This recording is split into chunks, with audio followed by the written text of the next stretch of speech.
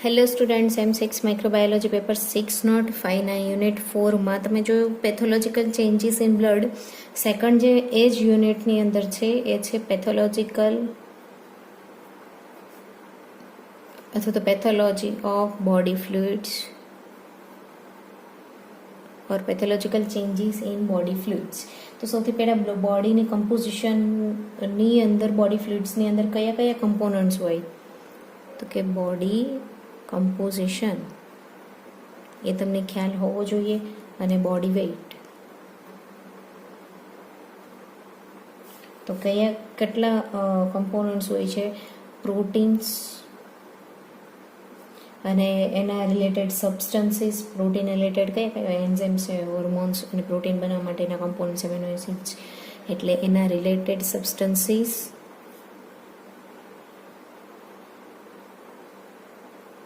Plus fat.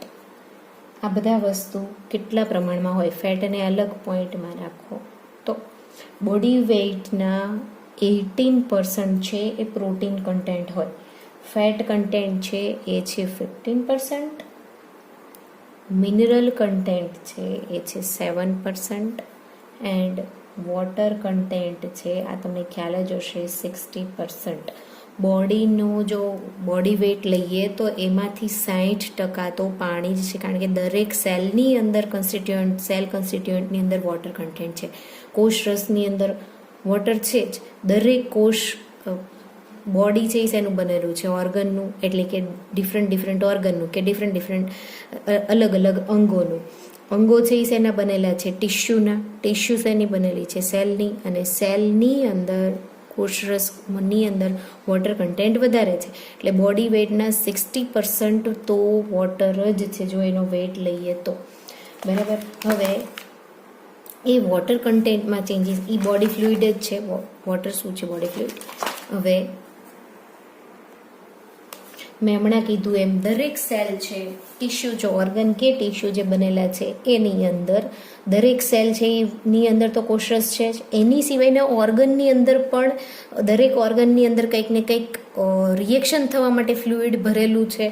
બરાબર, કે જેની અંદર ન્યુટ્રિશન છે એ ડિઝોલ્વ થાય અને એની રિએક્શન થઈને એમાંથી એટીપી સિન્થેસિસ થાય ને એ બધું થશે.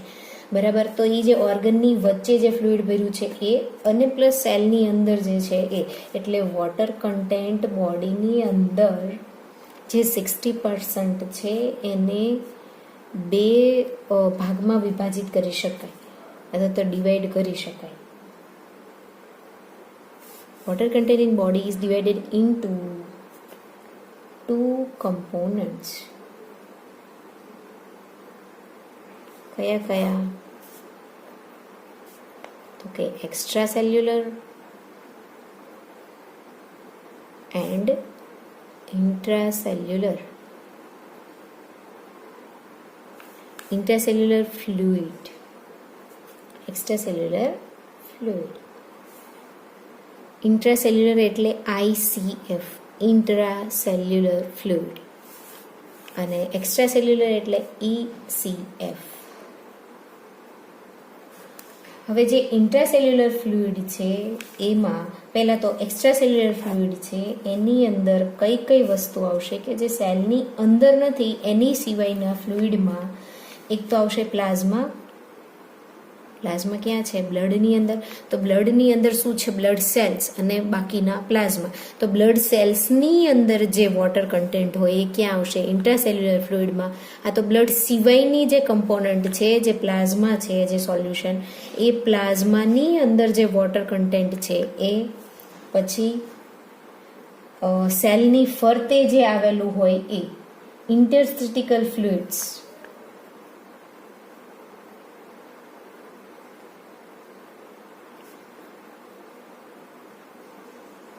એ ક્યાં આવેલું હોય? Around the cells.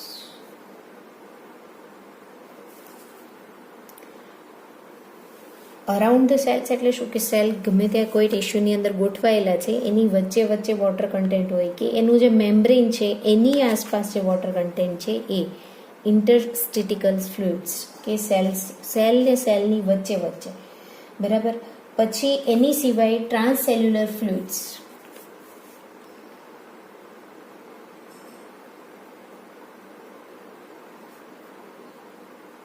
આ ઓર્ગનની વચ્ચે પણ જે હોય ને એ બધું જ આમાં આવી ગયું.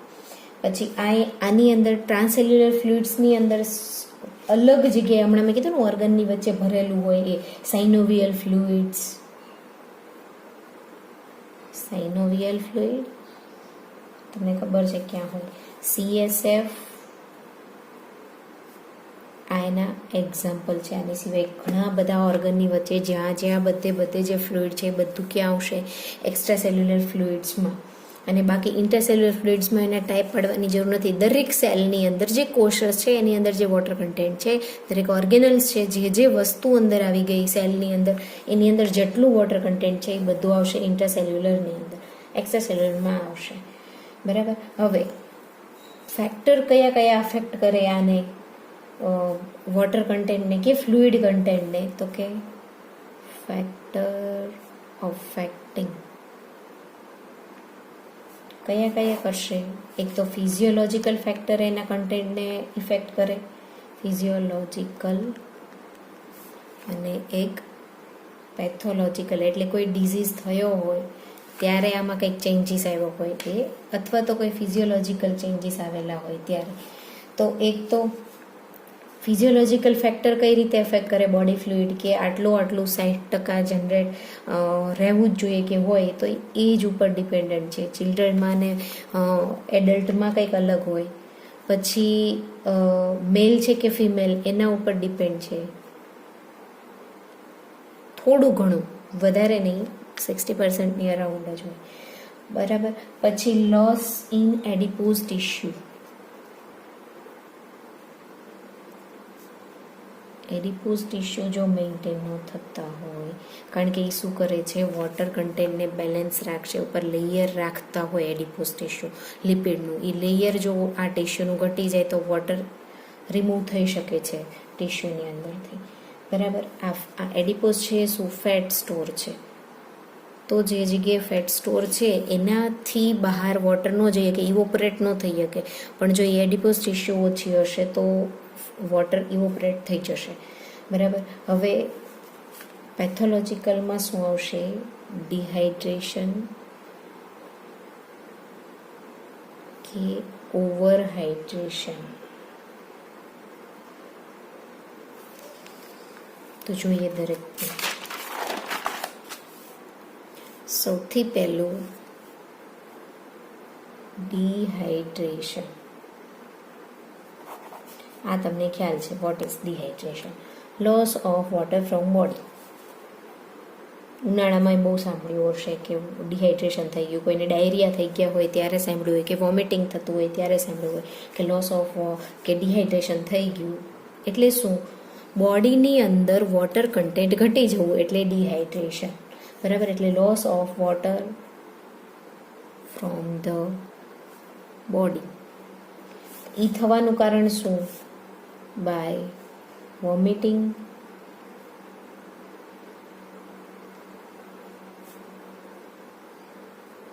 કાં તો ડાયેરિયા, કાં તો સ્વેટિંગ, ઓવર સ્વેટિંગ એટલે બહુ પરસેવો વળતો હોય એ. બરાબર. અથવા તો યુરિયા કન્ટેન્ટ વધી જવું, એના લીધે પણ ડિહાઇડ્રેશન થઈ શકે છે. બરાબર. એટલે આ ડિહાઇડ્રેશન થવાના કારણો છે. તો એના થવાને લીધે શું થાય છે, એના પરિણામો શું હશે, આ એના રીઝન્સ છે. તો હવે એનું રિઝલ્ટ શું હોય? આ એના કારણો છે. હવે એનું રિઝલ્ટ તો કે dehydration leads decrease in ECF and ICF, એટલે કે extra cellular fluid, intracellular fluid. Ultimately water content બોડીની અંદર સાવ ઘટી ગયું હોય એટલે એક્સ્ટ્રા સેલ્યુલર ફ્લુઇડ ઘટશે ને ઇન્ટરસેલ્યુલર ફ્લુઇડ પણ ઘટશે. અને ઘટવાના મેઇન સાઇન્સ કયા છે પેશન્ટની અંદર? કયા સાઇન્સ જોવા મળશે? તો કે લોસ ઓફ સ્કિન ઇલાસ્ટિસિટી,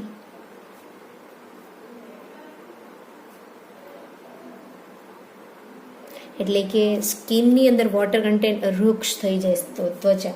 બરાબર. સ્કિન છે એને ઇલાસ્ટિસિટી પ્રોપર મેન્ટેન નહીં થાય. પછી blood pressure, decrease in blood pressure,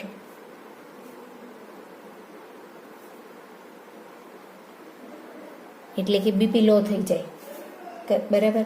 અથવા તો increase in haemoglobin.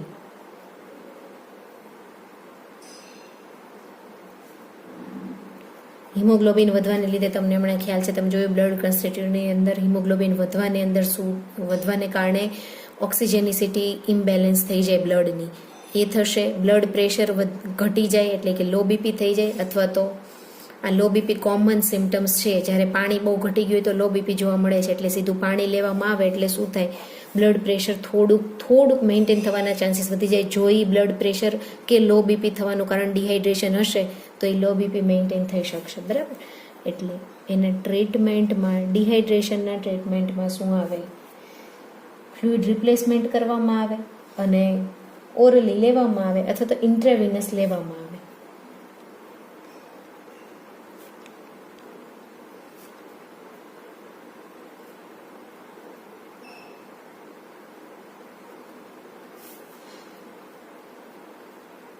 either orally or intravenous, બરાબર. એટલે વોટર કન્ટેન્ટ જળવાઈ રહે. હવે એની પછી સેકન્ડ શું છે, ઓવર હાઇડ્રેશન. વધારે પ્રમાણમાં પાણીનું શું કહેવાય, કન્ટેન્ટ કે કોન્સન્ટ્રેશન વધી જાય, બરાબર. હવે એને શું કહેવાય, વોટર ઇન્ટોક્સિકેશન અથવા તો ઓવર હાઇડ્રેશન. એનું બીજું નામ શું છે, વોટર ઇન્ટોક્સિકેશન. તો આનું મેઇન રીઝન શું હશે ઓવર હાઇડ્રેશનનું? પહેલું તો રિનલ માલ ફંક્શન અથવા તો ઇનસફિશિયન્સી. એટલે શું, renal word, kidney proper function નહીં કરતી હોય તો વોટર કન્ટેન્ટ છે એ વધી જશે બોડીનું, બરાબર. એટલે ઈ એક થાય. અથવા તો એન એક્સ્ટ્રા ઓર્ડિનરી, વધારે પ્રમાણમાં પાણી પી લીધું હોય, બહુ વધારે પ્રમાણમાં, extra ordinary amount of water ઇન્જેસ્ટેડ.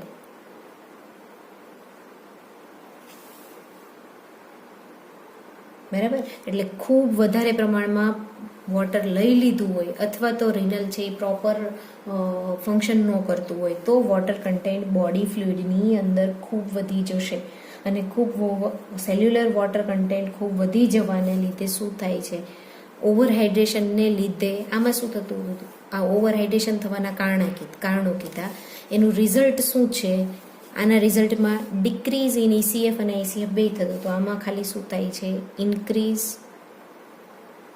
In ECF. જો બોડીની અંદર વોટર કન્ટેન્ટ વધી જાય છે તો એ સેલની અંદર નહીં, પહેલાં તો ક્યાં ઇફેક્ટ કરે, ECF વધી જાય એટલે કે એક્સ્ટ્રા સેલ્યુલર ફ્લુઇડ છે એ વધી જાય છે. વધી ઇન ધ સેન્સ ડાયલ્યુટ થઈ જશે, બાકીનું કોન્સન્ટ્રેશન નહીં ફરે. એટલે કે જે એક્સ્ટ્રા સેલ્યુલર ફ્લુઇડ છે એની અંદર જે કમ્પોનન્ટ હતા એ ફ્લુઇડની અંદર બાકીના જે કન્ટેન્ટ હશે એ નથી વધતું, ખાલી શું વધે છે અંદર, વોટર કન્ટેન્ટ. એટલે શું થશે, ડાયલ્યુટેડ ECF થઈ જશે. ડાયલ્યુટેડ થવાનો મતલબ, જો સપોઝ સોડિયમ કન્ટેન્ટ હોય તો સોડિયમ કન્ટેન્ટ ઘટી જાય, વોલ્યુમ છે એ વધી જાય. એકચ્યુઅલી જો 5 કે 10 mlની અંદર સપોઝ કે 2 ગ્રામ સોડિયમ હશે તો આ જે કોન્સન્ટ્રેશન છે એ મેન્ટેન નહીં થાય, કારણ કે આ સપોઝ 13 ml થઈ ગયું, સોડિયમ તો 2 ગ્રામ જ છે. તો એ ફ્લુઇડની અંદર શું થઈ ગયું, આ ડાયલ્યુશન. અને ડાયલ્યુશન થવાને લીધે જો સોડિયમ કન્ટેન્ટ પ્રોપર મેન્ટેન જેવું હોવું જોઈએ એટલું નહીં હોય તો શું થશે, ડાયલ્યુશન થવાને લીધે ઓસ્મોટિક પ્રેશર મેન્ટેન નહીં થાય.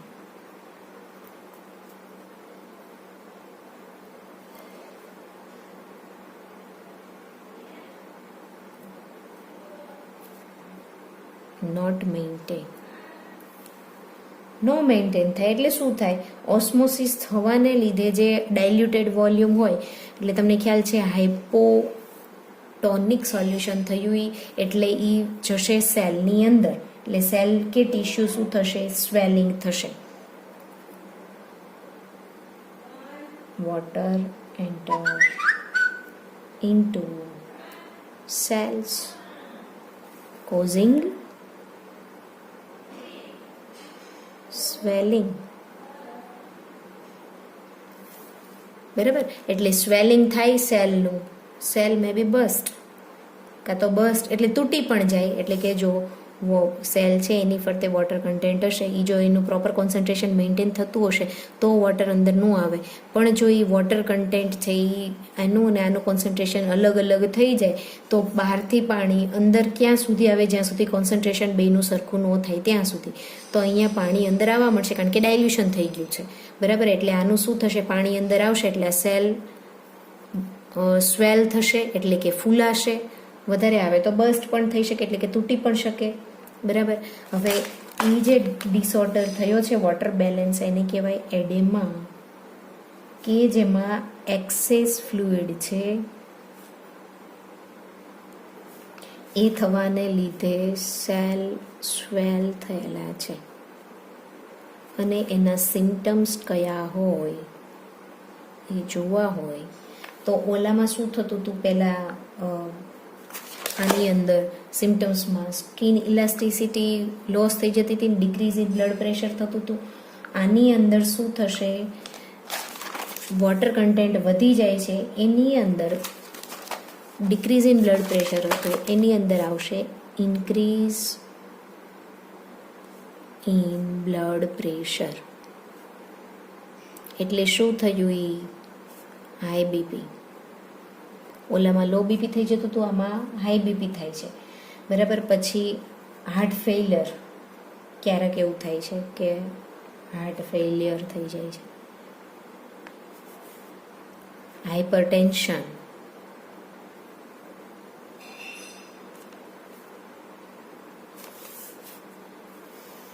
આ એના મેઇન સિમ્ટમ્સ છે. આની સિવાયના એક એ છે કે delivery of plasma protein proper ન થાય એટલે એને શું કહેવાય, હાઇપોપ્રોટીનેમિયા. બરાબર, આટલી વસ્તુ થાય છે ક્યારે, જ્યારે ફ્લુઇડ કન્ટેન્ટ છે એ ફ્લુઇડની અંદર વોટર કન્ટેન્ટ છે એ વધી જાય છે. એટલે અલ્ટિમેટલી ફ્લુઇડ કન્ટેન્ટ વધે છે. અંદર કોન્સન્ટ્રેશન તો જે કમ્પોનન્ટનું હશે એ એઝ ઇટ ઇઝ જ રહે છે.